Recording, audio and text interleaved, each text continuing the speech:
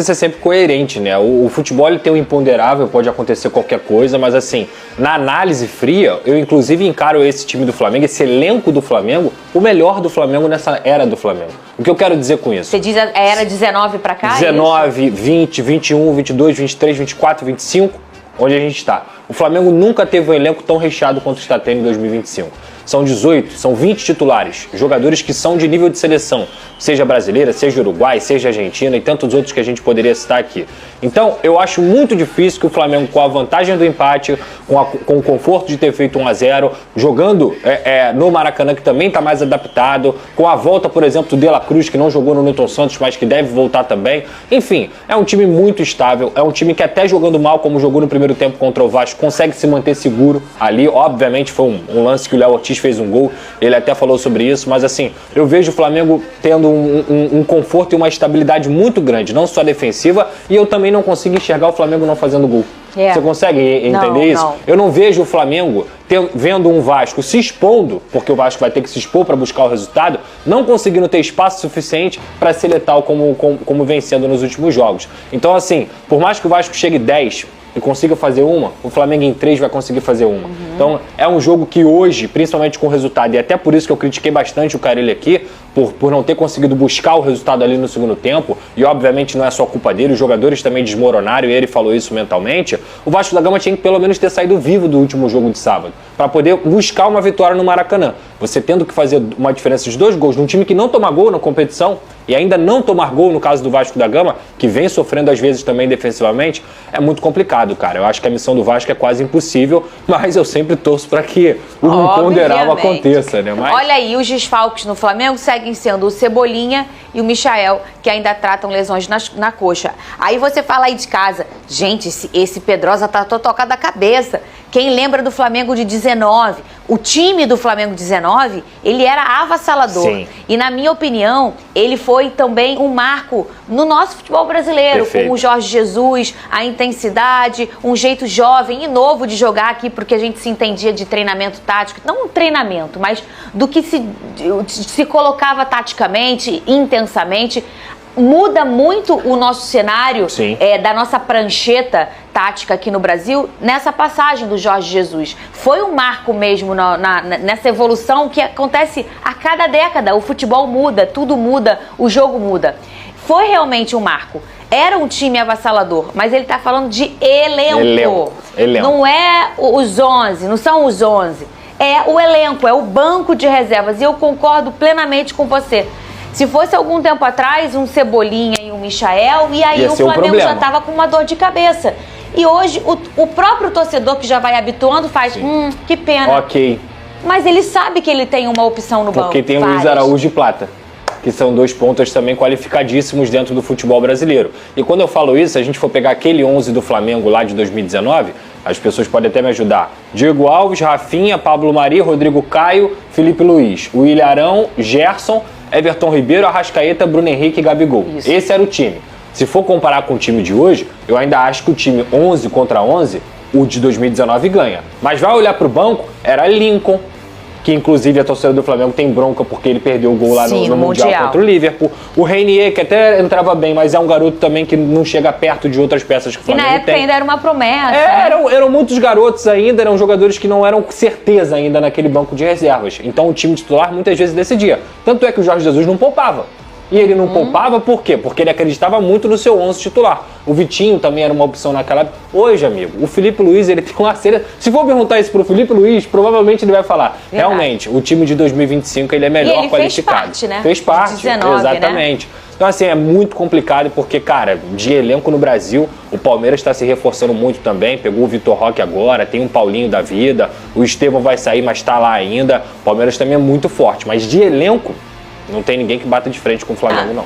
O Flamengo, ele tá adotando uma postura, Fernanda, que pode revolucionar um pouco o futebol brasileiro antes do fair play.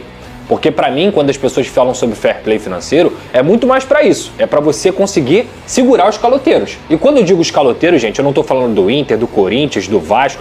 Eu tô falando de todo mundo. Todo mundo que em algum momento se comprometeu a pagar um jogador, tirou o jogador do outro time e não pagou, tá conseguindo lesar o seu adversário financeiramente e esportivamente também. Então o que o Internacional fez nessa história toda? Foi lá, comprou o Thiago Maia do Flamengo, comprou.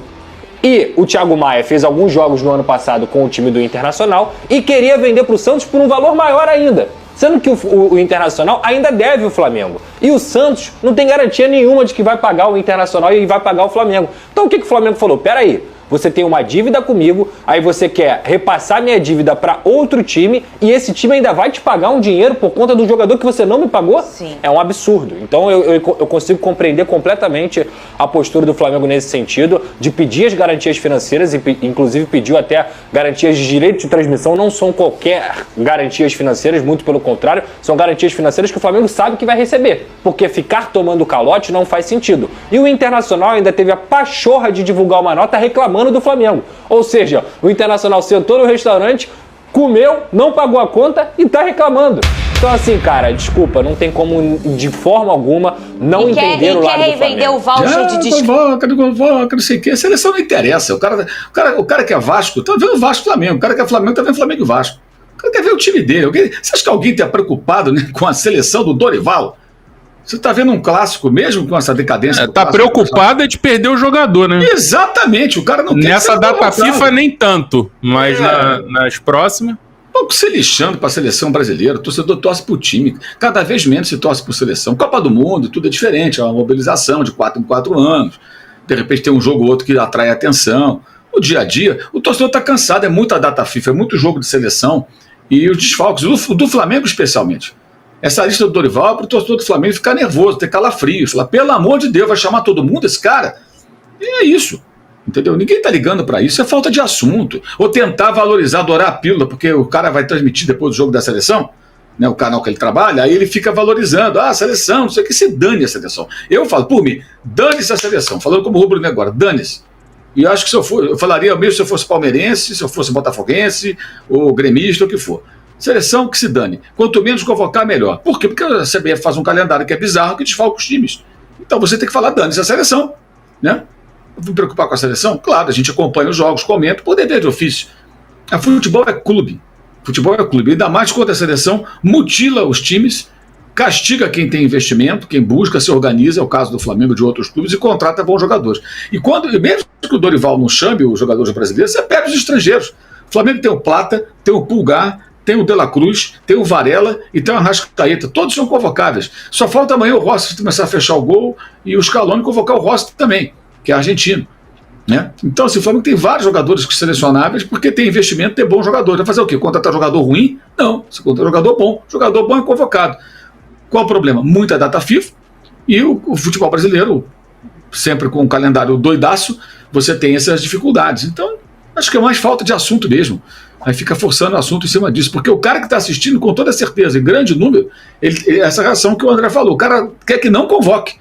Aí começa, será? Convocar, tá merecendo e tal. E o cara que está assistindo deve estar pensando, pelo amor de Deus, convoca ninguém, para de falar isso. Segundo informações do jornalista Miguel Junior, Felipe Luiz está pedindo a contratação de Andrés Pereira. Isso porque a negociação com Jorginho ficou travada devido à resistência da família do jogador em morar no Brasil.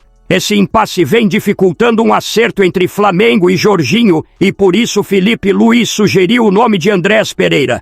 O jogador agrada bastante ao treinador do Flamengo, principalmente por sua versatilidade, já que pode atuar em várias posições do meio-campo. Além disso, ele já conhece o clube, o que facilitaria muito sua adaptação, tornando um reforço imediato para o Flamengo disputar o Super Mundial de Clubes e outras competições da temporada. Andrés Pereira já deixou claro que sua prioridade sempre foi o Flamengo.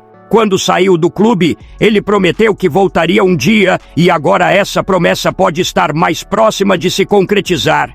Recentemente, ele recusou uma proposta do Palmeiras, deixando claro que sua intenção era esperar um possível contato do Flamengo. Agora, com Felipe Luiz bancando a sua contratação e o treinador aprovando sua chegada, a diretoria já começou a se movimentar. José Botu, que também gosta bastante do futebol de Andrés, pretende oferecer um contrato de 3 anos para o jogador, garantindo sua permanência a longo prazo no clube.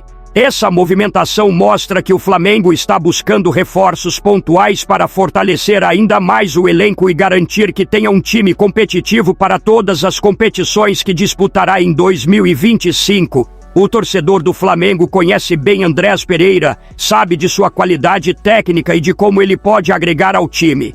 Apesar do erro na final da Libertadores de 2021, Andrés sempre demonstrou profissionalismo e vontade de vencer com a camisa rubro-negra. Muitos torcedores ainda acreditam que ele poderia ter uma segunda chance no clube e essa pode ser a oportunidade perfeita para isso acontecer. Além disso, o próprio jogador já deu o sinal verde para seus representantes iniciarem as negociações com o Flamengo. Ele quer voltar, sente carinho pelo clube e está disposto a vestir novamente o manto sagrado. Agora, resta à diretoria avançar nas tratativas e definir os detalhes da contratação. O Flamengo sabe que precisa de reforços para chegar forte no Super Mundial de Clubes e vê em Andrés Pereira uma peça importante para compor o meio-campo, oferecendo qualidade no passe, visão de jogo e chegada ao ataque. Com Jorginho praticamente descartado, Andrés surge como a melhor opção disponível no mercado. E aí, nação, o que vocês acham dessa possível volta de Andrés Pereira? Seria um bom reforço para o Flamengo? Deixe sua opinião nos comentários. Não se esqueçam de deixar a curtida no vídeo, se inscrever no canal e ativar o sininho para não perder nenhuma novidade sobre o Mengão. Tamo junto e até a próxima. Saudações rubro-negras.